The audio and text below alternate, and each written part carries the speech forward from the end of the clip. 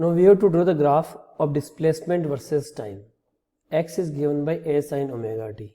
This x is function of sine, and we all intelligent. Sine graph start from 0, so graph will be like this. We can label it 0. Here time will be t by 4. Here time will be t by 2. Here time will be 3t by 4. Here time will be t. And this is the x. Maximum value will be plus a and minimum value will be minus a. So we all are familiar with this graph. Graph of velocity and time. अब देखो, अगर x की value a sin omega t है तो velocity क्या हो जाएगा, dx by dt. Differentiate करेंगे, we will get a omega cos omega t, and we all know when t is 0, cos 0 start from the 1, so graph start from the maximum value. It means we can say here the velocity is v, here the time is t, this is 0, this is t by 4, this is t by 2, this is 3t by 4, this is t, and so on. And what is the maximum value of the velocity? Maximum value of the velocity is a omega. So it graph will start from a omega and lower side it will go to the minus a omega. So this is the graph between velocity and time. Then we can draw the graph and we can fill it like this. This is plus a, minus a,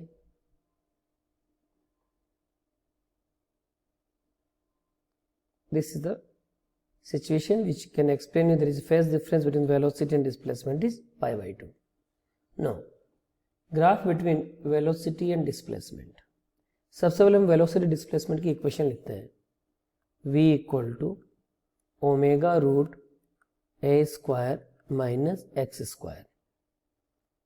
हम इसको bracket open करते हैं. v square omega square a square minus omega square x square.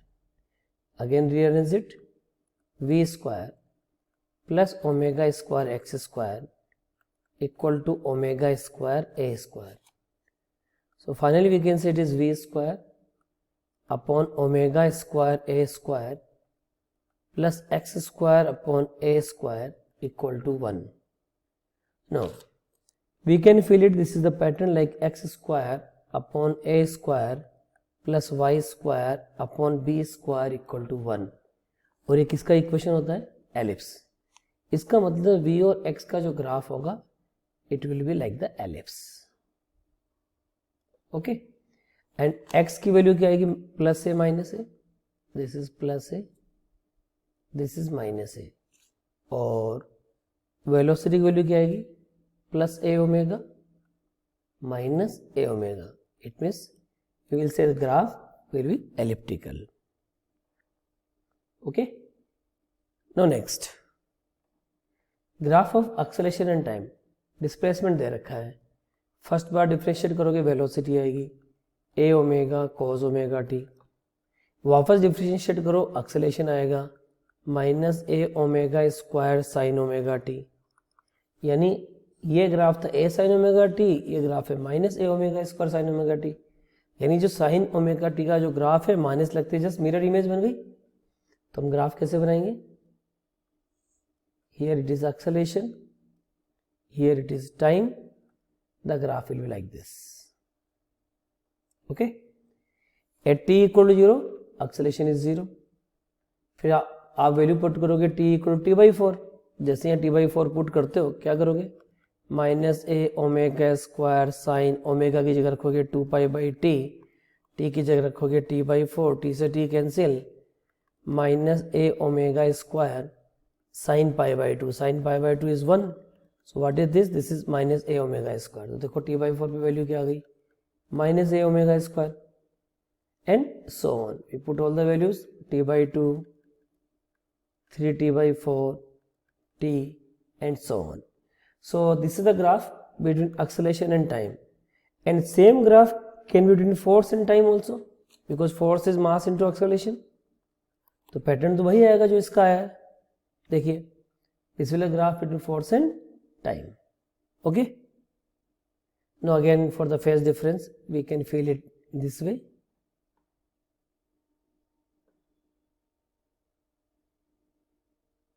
And there is phase difference of pi.